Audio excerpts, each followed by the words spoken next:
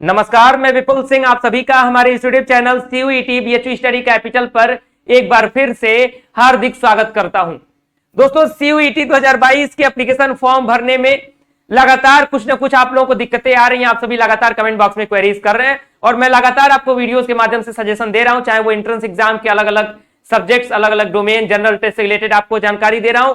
अब समस्या आप लोगों को आ रही है कि सर स्लॉट फिलिंग में स्लॉट 1 एंड स्लॉट 2 किसके लिए है, बीए वालों को क्या भरना है, बीएससी वालों को क्या भरना है, बीएलएलबी वालों को क्या भरना है, बीकॉम वालों को क्या भरना है, अलग अलग यूनिवर्सिटी कोर्सेज के लिए स्लॉट कैसे सिलेक्शन करें, क्योंकि स्लॉट 1 भरने पर 650, स्लॉट 2 भरने पर 650, तो फीस दोगुना हो जा रहा है स्लॉट 2 भरने पर। तो किसको स्लॉट 2 भरना है, किसको स्लॉट 2 नहीं भरना है, ऐसी बहुत सारी क्वेरीज आ रही है।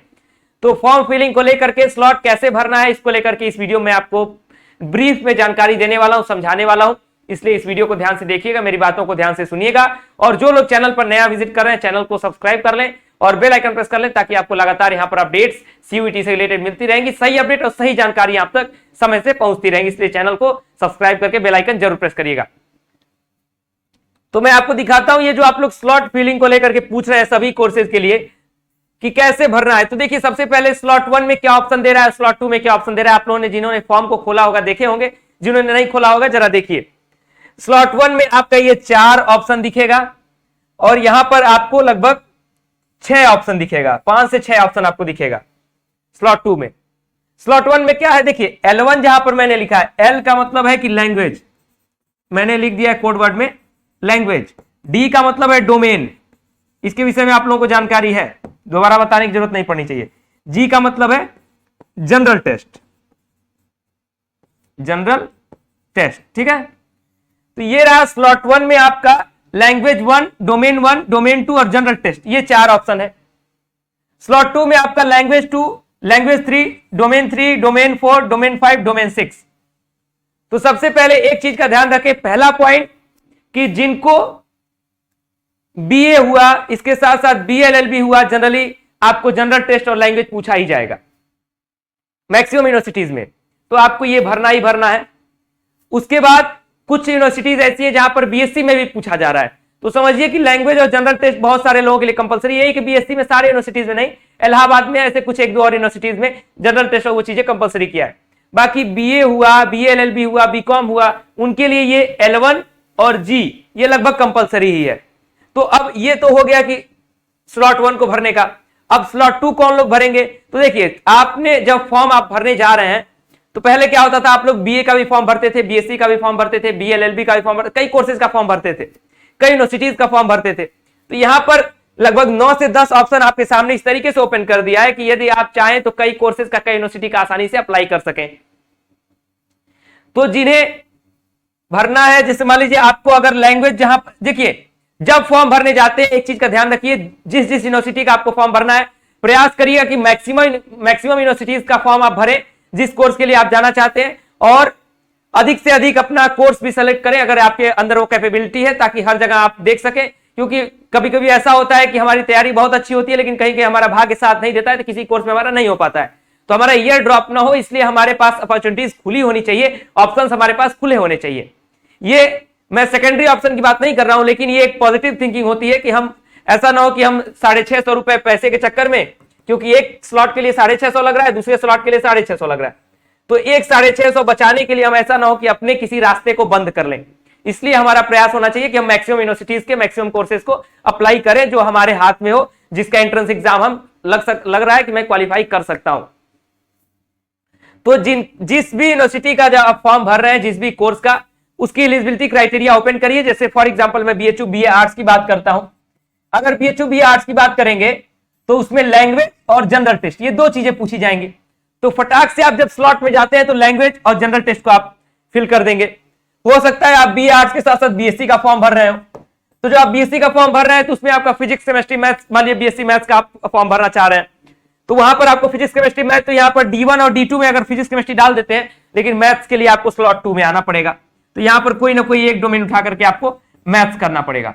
तो इस प्रकार से ये स्लॉट सिलेक्शन का जो रूल है, एक प्रकार से कह लें कि आपको जिस यूनिवर्सिटी में जाना है, जितने कोर्स में जाना है, उसमें देखिए जैसे मान लीजिए अगर L1 सब में कॉमन है तो आपको सिर्फ लैंग्वेज अगर मांगा जा रहा है कोई एक लैंग्वेज, तो L1 में डाल दीजिए, सारे कोर्स सारी यूनिवर्सिटीज के लिए अप्लाई हो जाएगा। अगर आपका सिर्फ 2 ही डोमेन किसी यूनिवर्सिटी मांग रहा है, आप सिर्फ वही तक भरना चाह रहे हैं, तो फिर आपका यहीं से काम चल जाएगा कि 2 डोमेन और 1 जनरल टेस्ट।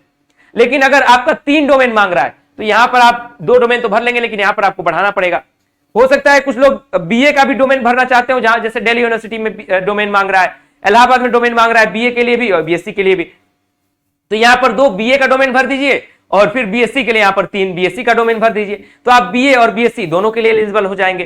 तो ये स्लॉट सिलेक्शन का जो कुछ रूल है, ऐसा नहीं है कि कोई बहुत टिपिकल है, लेकिन आप लोग उस तरीके से समझ नहीं पा रहे हैं। और खासकर दिक्कत ये हो रहा है कि जब लोकल सिटीज से जो स्टूडेंट्स हैं वो साइबर कैफे पर जाते हैं, साइबर कैफे वाले, मैंने आपको एक शॉर्ट वीडियो भी दिया था ये वीडियो बनाने से पहले, उसमें मेरे पास बहुत सारी ऐसी क्वेरीज आई जिसमें स्टूडेंट्स ने, जैसे कुछ ऐसे स्टूडेंट थे जिनका टारगेट ही था कि मुझे सिर्फ BA-RC करना है और BHU से ही करना है, तो उन्होंने क्या कहा कि उनको सिर्फ लैंग्वेज और जनरल टेस्ट भरना था, लेकिन जबरदस्ती साइबर कैफे वाले ने उनका ये इसमें 3 डोमेन भी डाल दिया। और डोमेन क्या डाल दिया, आर्ट्स और सोशल का डोमेन नहीं डाला, PCM डाल दिया कि आपका क्लास 12 में रहा इसलिए हम डालेंगे, और उस बच्चे को यहां पर 1300 के करीब पेमेंट करना पड़ गया।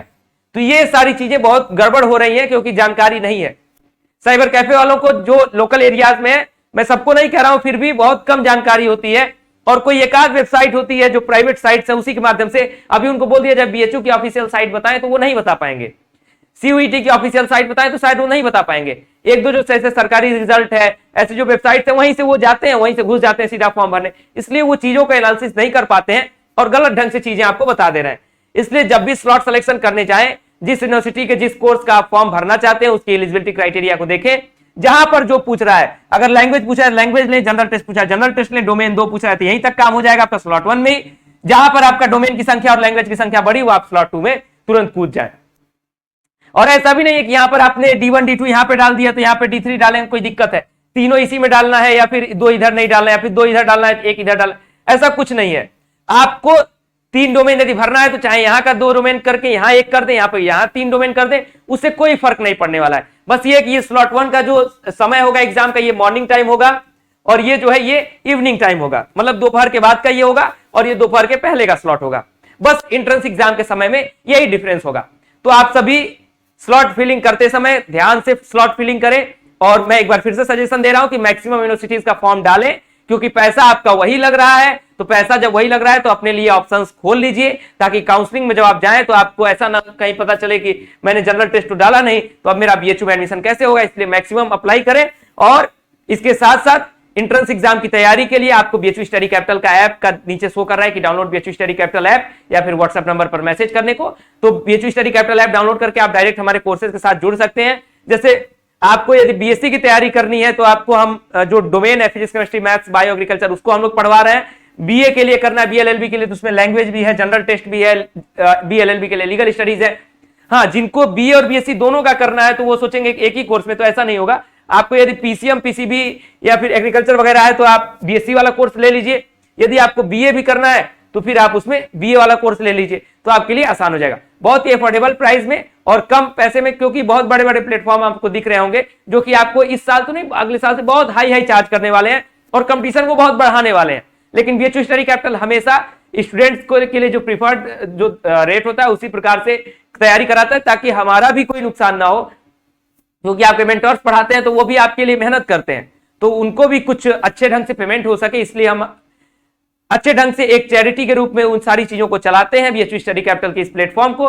इसलिए एक अफोर्डेबल प्राइस में यदि आपको अच्छी तैयारी करनी है और अच्छा रिजल्ट देना है और किसी न किसी यूनिवर्सिटी में सिलेक्शन पाना है, तो BHU स्टडी कैपिटल के साथ यदि आप जुड़ेंगे, BHU study capital app download करके यदि हमारे कोर्सेज के साथ जुड़ेंगे, तो आप श्योर सिलेक्शन के साथ समझ सकते हैं कि आपका सिलेक्शन लगभग पक्का है किसी न किसी अच्छे विश्वविद्यालय में। ये लगभग तय है यदि आप अच्छे ढंग से पढ़ाई करेंगे। तो अगर थोड़ा सा भी सीरियस रहेंगे इन 2 महीनों में तो आप एंट्रेंस एग्जाम अच्छे ढंग से जरूर क्रैक करेंगे।